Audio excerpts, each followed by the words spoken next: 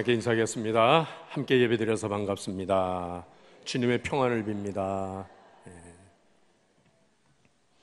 2주 전에 우리 교회를 방문하셔서 아프리카 선교에 대한 그 비전을 우리에게 심으신 아일라 목사님께서 귀국하셔서 다시 한번 우리 진광교회 가족들의 그 환대와 사랑에 감사의 말씀을 대신 전해드리고, 앞으로도 계속해서 성령 안에서 함께 기도하면서 우리 하나님께서 우리에게 주신 세계선교의 그 비전을 함께 이루어 가십시다라고 하는 그러한 인사의 말씀을 받았습니다. 우리 아일라 선교사님처럼 아프리카 선교에 종신하고 헌신을 하시다가 잠시 귀국을 하게 된 어느 선교사님이 계셨는데, 이 선교사님께서 어느 신학교에 초청을 받으셨습니다. 그래서 그 신학교 채플 시간에 설교를 이제 하시게 되었어요.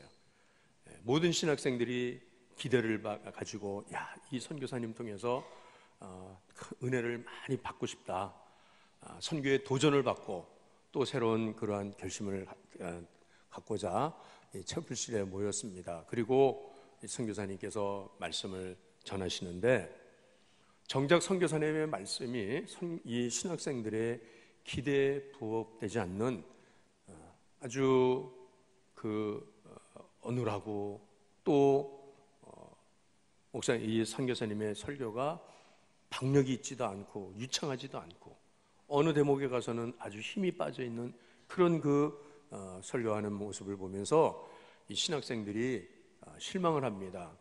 아니, 저런 베테랑 선교사님이 어떻게 저렇게 설교를 저렇게 죽을 쓰고 있는가? 우리말로도 이렇게 설교를 잘 못하면서 어떻게 아프리카 사람들의 말로 복음을 어떻게 전할 수 있을까? 실망했다. 이렇게 이 신학생들이 서로 수근수근거리는 거예요. 선교사님이 말씀을 마치시고 단에서 내려오고, 그리고 사회를 보는 교수님이 올라가셨습니다. 그리고 신학생들한테 이렇게 말합니다. 여러분, 오늘 우리에게 말씀을 전해주신 우리 선교사님께서 이 강단에 올라오기 직전에 선교지로부터 아주 급박한 전화를 받았습니다. 내용은 선교지에 두고 온 사모님과 세 아들이 원주민들의 피습을 받아서 저들이 생명을 다 잃었다라고 하는 그러한 소식을 방금 전에 들었습니다.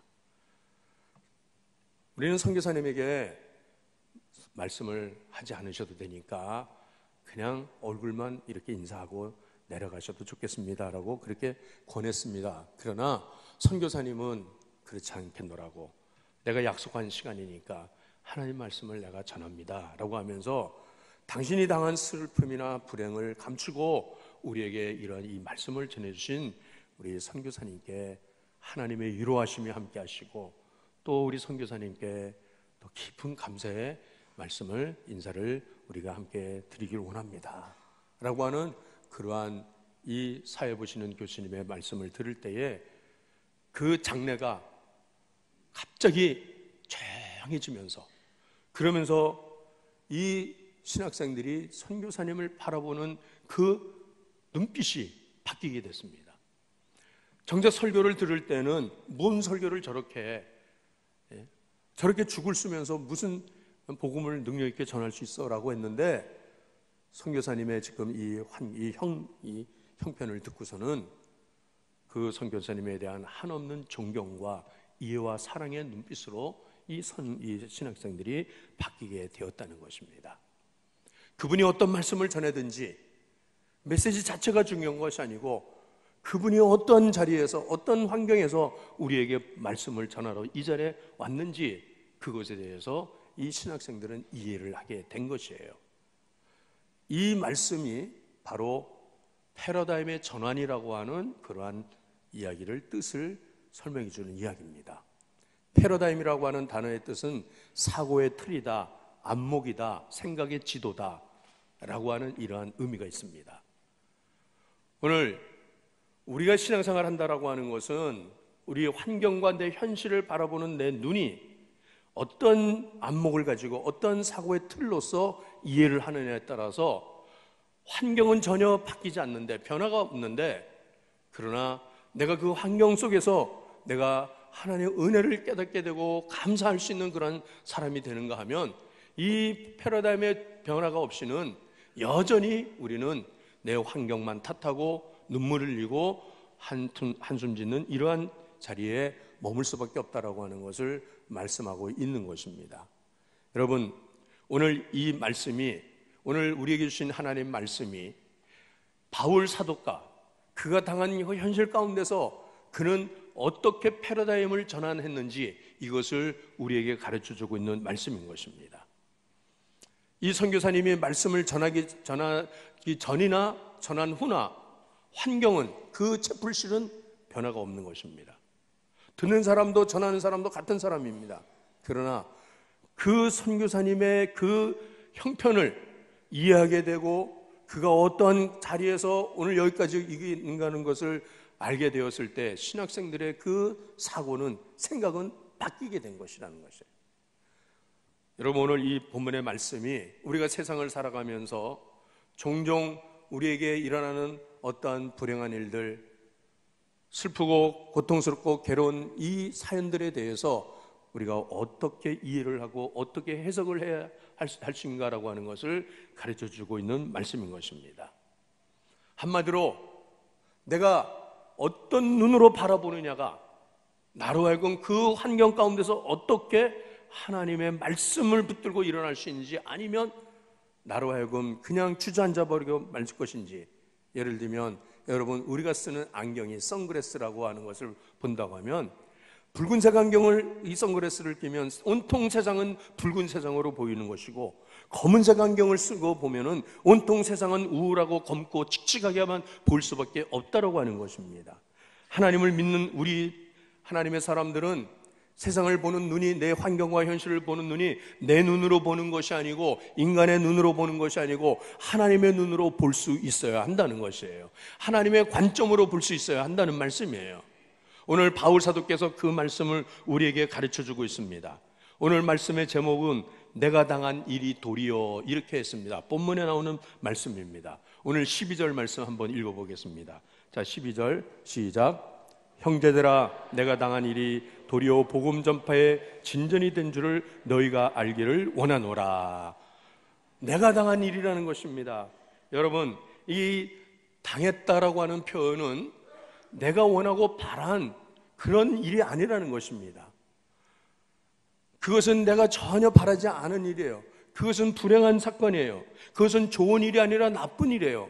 그래서 당했다라고 하는 표현은 내가 배신을 당했다, 사기를 당했다, 모욕을 당했다, 창피를 당했다, 이용을 당했다, 이런 말들을 할 때 당했다는 표현을 쓰죠.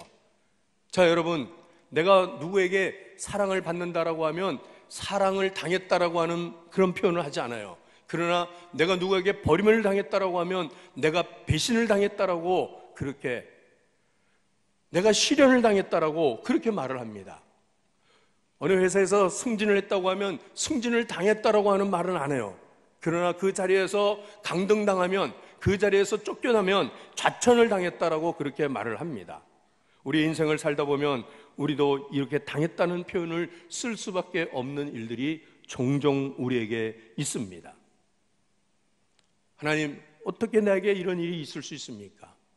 우리 가정에, 우리의 자녀들에게, 내 건강, 내 사업, 모든 일들 가운데 내가 이해할 수 없는, 내가 전혀 바라지 않는 그런 일들이 일어날 때 내가 당했다라고, 그런 일들을 당한다라고 그렇게 우리는 표현합니다. 여러분, 바울 사도도 지금 이렇게 말씀하고 있는 거예요. 그 위대한 사도가, 이 사도가 기도하면 모든 일들이 다 해결이 되고 능력 있는 기적을 행하는 이런 바울 사도조차도 현실적으로는 당할 수밖에 없는 이런 이 환경에, 그가 당한 일이 어떤 일이라고 그랬습니까?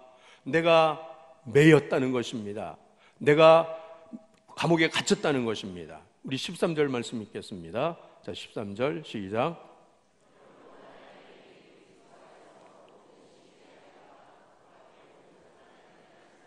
아멘.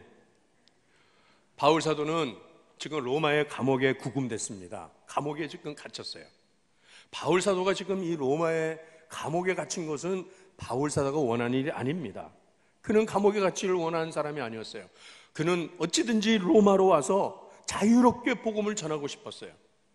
그래서 로마로 그가 오게 된 것은 사도행전 21장에 보면은 예루살렘을 통치하던 베스도 총독이 이제 유대인들의 그 고소를 당해가지고 바울 사도가 재판에 회부가 되었는데, 이 베스도 총독이 이 바울을 재판을 하면서 보니까 그가 이렇게 그 재판받을 만한 죄를 범하지 않았어요.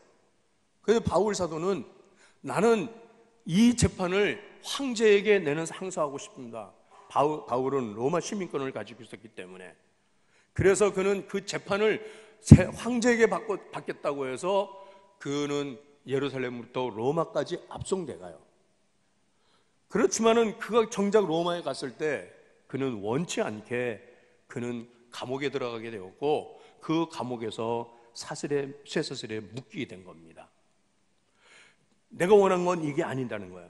그러나 그는 현실적으로는 지금 묶이게 됐다는 거야. 매이게 됐다는 거야. 이 매임이라고 하는 단어는 쇠사슬에, 체인에 묶인다는 뜻입니다. 중죄수만이 쇠사슬에 꽁꽁 묶여있게 되는데, 바울 사도가 어떻게 이런 중죄수가 되었는지 이해할 수가 없다는 것입니다. 그러나 이해할 수 없는 일들 가운데서 보니까는 이 일로 인해서 오히려 시대 안에 복음의 진전이, 복음 전파가 이루어지기 시작했다라고 하는 이 말씀이에요.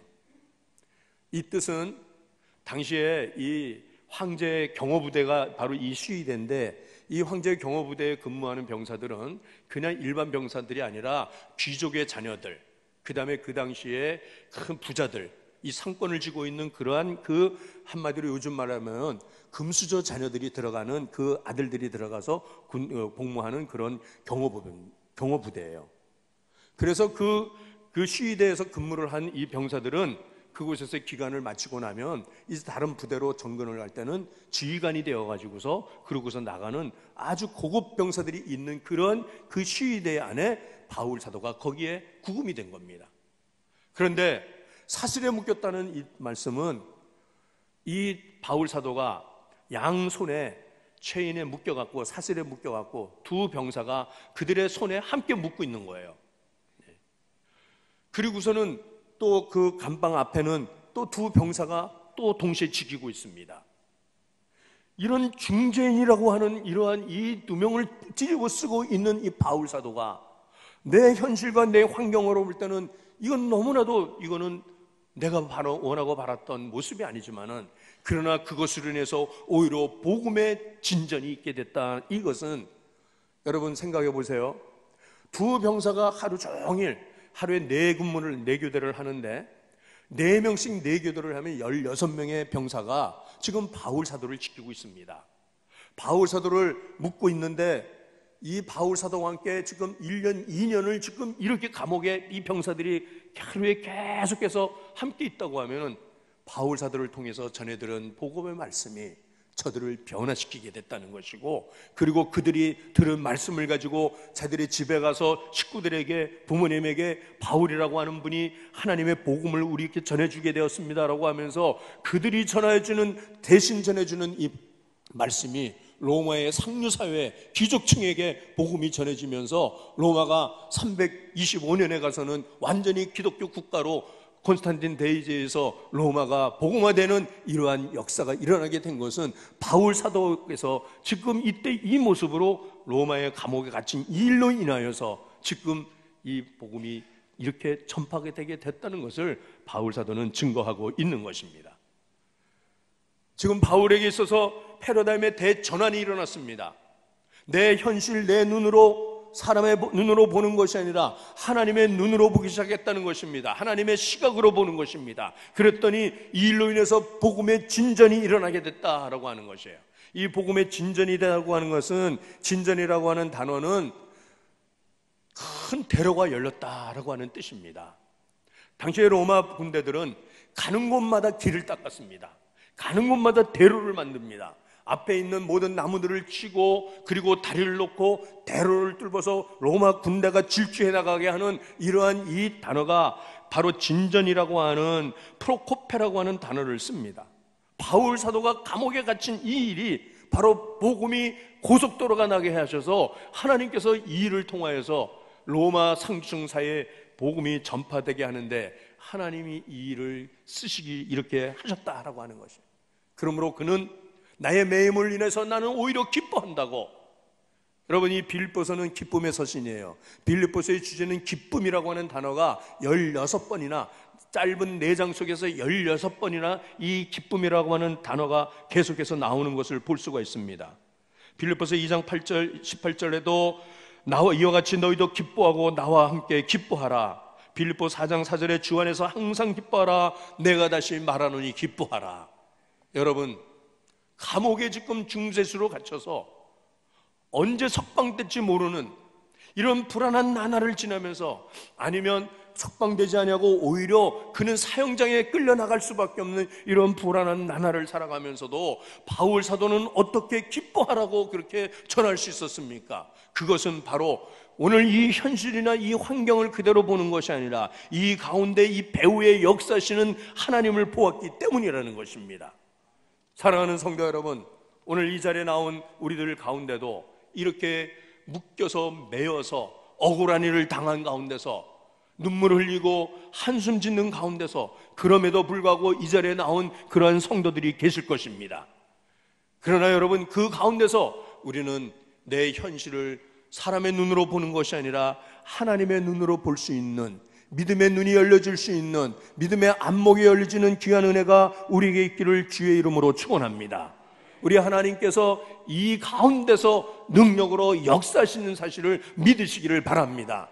내가 사람들한테 버림을 당하기도 했고, 다른 사람들에게 모욕을 당하기도 했고, 창피를 당하고, 식구들한테 부끄러움을 당하기도 하고, 여러분 더군다나 교회 안에서 믿음의 식구들한테 오해를 당하기도 하고, 그렇지만은 여러분 이 당한 일들 가운데서도 오늘 우리가 복음에 묶이면, 복음의 매인 삶을 산다고 하면 하나님께서는 나를 묶으셔서, 나를 메어서 하나님의 일을 이루어 가게 하시는 줄로 믿습니다.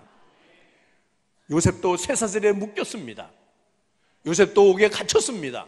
옥에 매이고 억울한 일을 당하고 그는 누명을 뒤집어 쓰고 그렇게 살았으나 하나님께서 요셉을 묶어서 메어서 하나님이 원하는 그 자리로 이끌어 가게 하신 줄로 믿습니다. 오늘 여러분, 하나님께서 내가 그 일을 당하지 않았다고 하면은, 내가 그 힘들고 어렵고 불행하다고 생각한 그 사고와 그 어려운 문제를 내가 당하지 않았다고 하면은 오늘 이 자리에 저와 여러분이 온전히 나올 수 있었겠습니까? 내가 원하는 대로, 내가 바라는 대로 형통한 삶을 내가 지금까지 살아왔다고 하면 이 자리에 과연 얼마나 우리가 이 자리에 나올 수 있었겠어요? 그러나 내가 당한 그 일로 인하여서, 나의 실패로 인해서, 내가 병든 것 인해서, 내 사업이 이렇게 망한 것 때문에, 내 자녀들 때문에 오늘 하나님께서는 오늘 이 자리로 우리를 이끌어 오신 줄로 믿습니다. 우리를 묶어서 이곳으로 이끌어 오신 줄로 믿습니다. 오늘 바울 사도는 감옥에 갇혀 있는 것을 원하지 않았어요. 내가 나가서 복음을 전해야 되는데, 내가 나가서 이 로마 시내를 다니면서 만나는 모든 사람들한테 마음껏 복음의 말씀을 외치고 싶은데 하나님은 왜 나를 이렇게 묶어 놓습니까? 나를 왜 이렇게 메어 놓습니까? 라고 처음에는 너무나도 안타까워요. 너무나도 답답했을 거예요. 그렇지만은 바울 사도는 나의 묶임 때문에 어떤 일이 일어나냐면, 두 번째로는 오늘 14절 말씀 한번 읽어보겠습니다. 자, 14절, 자, 시작.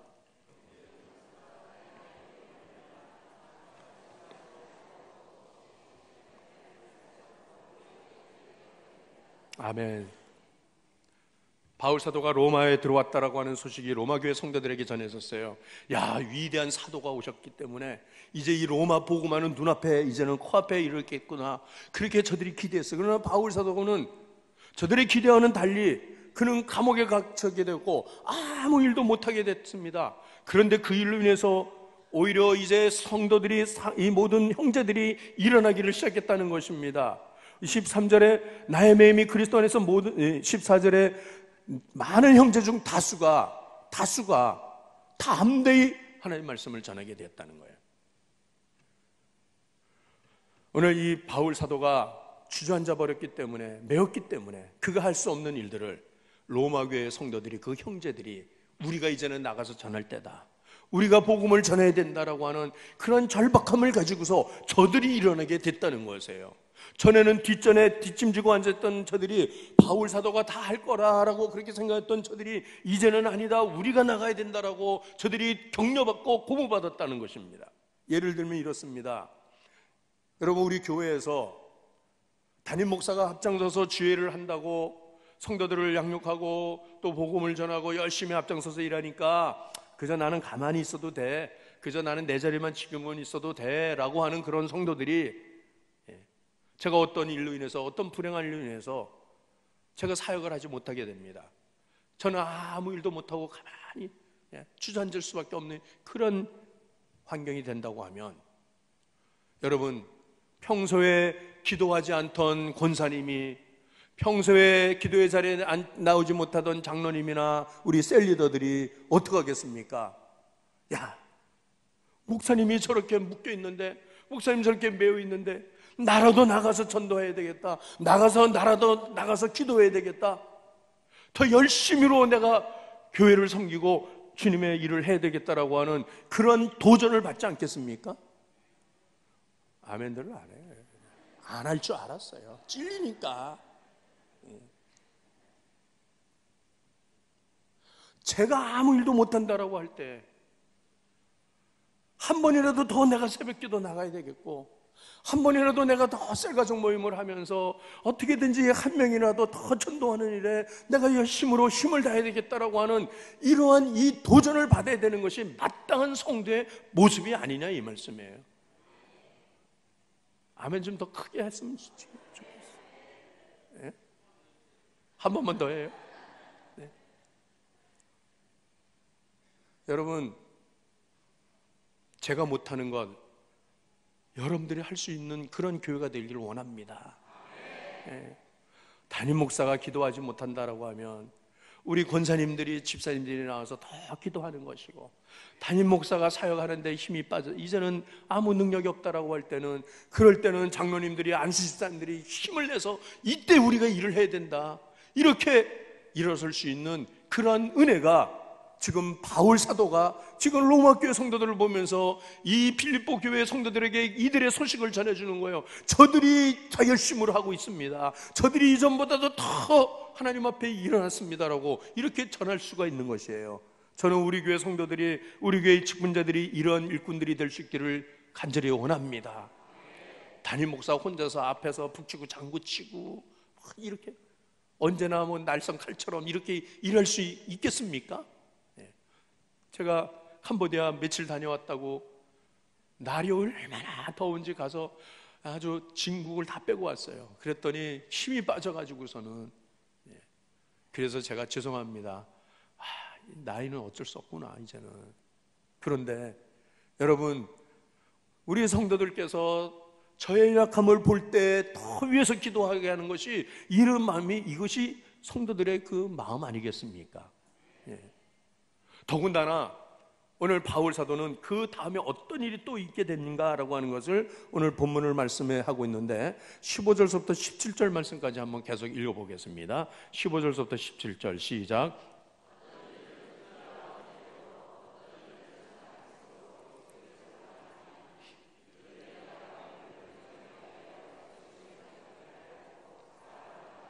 그들은 나의 매일매일 괴로움을 더하게 한 줄로 생각하여 순수하지 못하게 다툼으로 그리스도를 전파하느니라.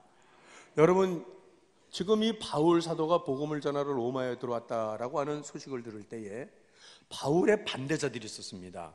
바울을 대적하는 사람이 있었어요. 저들도 다 예수 믿는 사람들이라고 하는데, 바울이 들어와서 이제는 저 바울로 인해서 우리는 존재감이 없을 거다, 그렇게 생각했던 사람들이 바울 사도가 감옥에 갇히게 되니까 때는 이때다, 우리가 나가서 전하자. 저들이 순수하지 마하지 않은 마음으로, 시기하고 질투하는 마음으로 복음을 전한다는 것입니다. 그러나 그럴지라도 바울 사도는 뭐라고 말합니까? 그럴지라도 18절 말씀 있겠어요. 18절, 자 시작.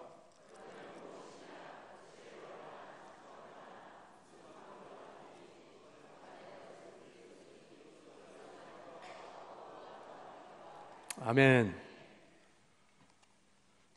이 말씀을 쉽게 한번 제가 설명을 해드릴게요. 여러분, 우리 이 지역에, 우리 옆에 많은 형제교회들이 있지 않습니까? 그런데 진광교회 담임 목사가 뭐 이런저런 일로 인해서 강단에 서지를 못한대. 그리고 교회가 뭐 이런저런 시험이 있고 그렇게 어려워진대 라고 하는 그런 이제 소문이 들려져요. 그럴 때에 이 옆에 있는 교회는 때는 이때다, 우리가 열심히 전도해가지고 모든 교인들을 다 모아야 되겠다 하면서 열심으로 막 전도를 해요. 그래서 그 교회가 크게 막 부흥을 해요. 그러면 어때요, 여러분들? 여러분들 마음은 기쁘시죠? 예? 어떠세요? 이 편협하고 이렇게 소심한 사람이라고 하면 바울 사도는 저들이 나의 반대자예요. 늘 나를 딴지 걸고 나를 괴롭게 하던 그런 사람들이에요. 그러나 그들도 예수는 믿는다고 하는 사람들이에요. 그런데 나의 매임으로 인해서 오히려 저들은 기회가 왔다, 이제는 바울을 우리가 이기고 어떻게든지 우리 사람들을 더 만들자 해가지고서 열심히 저들이 나가서 전도를 하더라는 겁니다. 그러나 나는 무슨 일을 하든지 거치로 하든지 저들이 거치하는지 전파되는 것은 그리스도니 나는 기뻐하고 또한 기뻐하리라 라고 그렇게 바울 사도는 고백을 하고 있는 것입니다. 편협하고 소심하고 그리고 자기 이기주의적인 그러한 신앙을 가지고 있는 것이 아니라 넓은 마음으로 보는 것입니다. 하나님의 눈으로 보는 것입니다. 하나님의 관점으로 보는 것입니다.